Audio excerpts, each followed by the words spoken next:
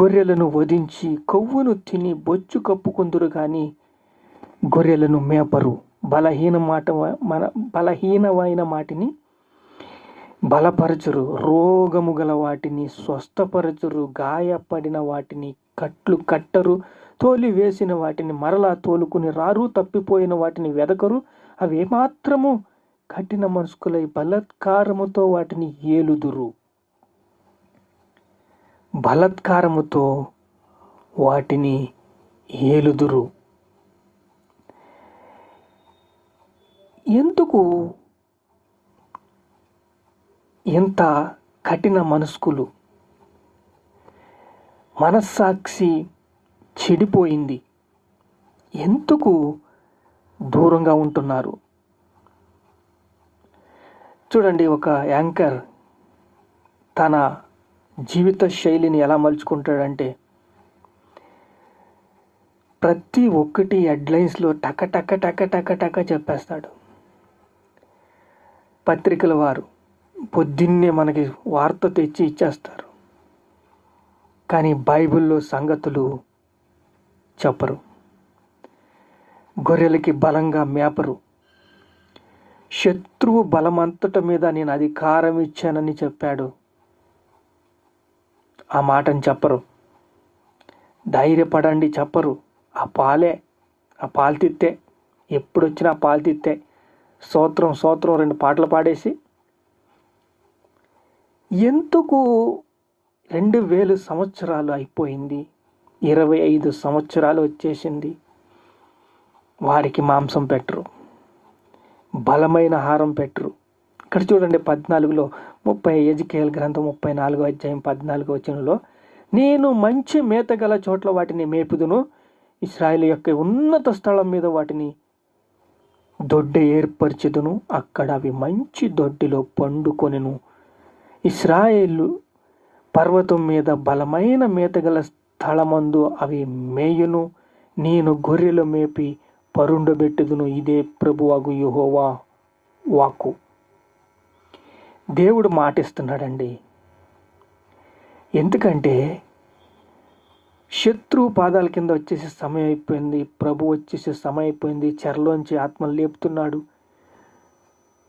చెరలో ఉన్న బాధలో ఉన్న కష్టాల్లో ఉన్న ఇరుకుల్లో ఉన్న చెరగా అట్టుకుపోయి అక్కడ ఉన్న ప్రజలకి ముక్తినిచ్చి విమోచన చేస్తున్నాడు దేవుడు.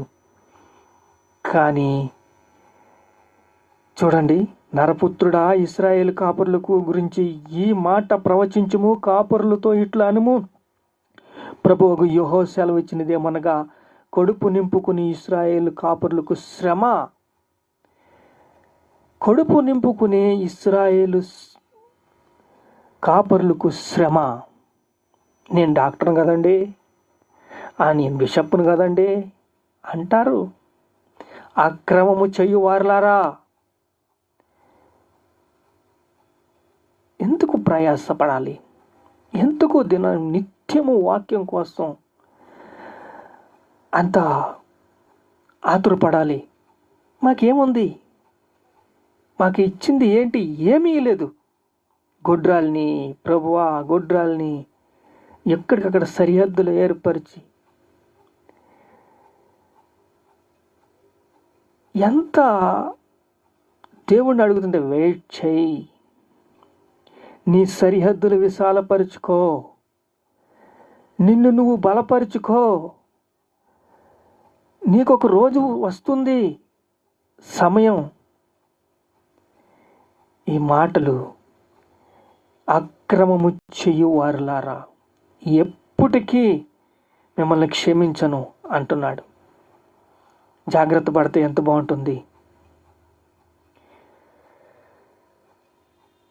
ఎందుకు ఇంత అశ్రద్ధతనం? ప్రార్థన చేసుకుందాం. మహాపరిశుద్ధుడైన తండ్రి, యేసయ్యా, వస్తే వస్తారు, పోతే పోతారు. మేము చెప్పేదేదో చెప్తాం. నాయనా, ఇలాంటి మనుషులకి శ్రమ. ఎప్పుడు కష్టపడేవారు కష్టపడుతూనే ఉన్నారు నాయన. యేసయ్యానికి స్తోత్రాలు స్తోత్రాలు స్తోత్రాలు స్తోత్రాలు. పరిశుద్ధాత్మ దేవా,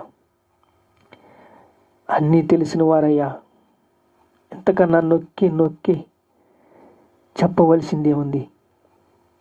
ఇది ప్రభువగు యెహోవా వాక్కు, ప్రవచనము. ప్రవచిస్తున్నాడు దేవుడు. కట్టుబడి ఉంటే నిండైన ఆశీర్వాదాలు పొందుకుంటారయ్యా. ప్రయాసపడటకు సిద్ధపడతారయ్యా. అయ్యా, ఎందుకు పరికినారు వాడిని, పనికిరాని వాళ్ళని ఎన్నుకుంటావయ్యా. ఎక్కలేనంత ఎత్తైన కొండను ఎక్కిస్తావయ్యా. నీకు స్తోత్రాలయ్యా. అయ్యా, మాటలు ఒక్కసారి వాక్యాన్ని జ్ఞానం చేసుకుంటే చాలు, అసలు చదివితే చాలు నాయనా. దేవుడు ఎలా మాట్లాడుతున్నాడో కడవరి రోజుల్లో ప్రభువా, అందరూ విని కట్టుబడి ముందుకు నడుస్తారని. సహోదరులారా, జ్ఞాపకం ఉంచుకోండి. దేవుడు కనికరాన్ని, ప్రేమను, దయను మనపై వెదజల్లుతున్నాడు. దేవుని మాట విందాం. ప్రవచించినప్పుడు ఆ ప్రవచనాన్ని విని మన పనులు ప్రతి గంట, ప్రతి సమయమును సద్వినియోగం చేసుకుంటూ ముందుకు నడిచే భాగ్యం మాకు దయచేయమని యేసు పరిశుద్ధ నామములో ప్రార్థన సమర్పిస్తున్నాం తండ్రి. ఆమేన్.